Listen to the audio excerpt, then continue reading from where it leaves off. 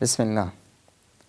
اگه خداوند توفیق نماز تهجد و قیام اللیل داد، به دیگران به چشم حقارت نگاه نکن که اینا کیان، نماز بلند نمیشن.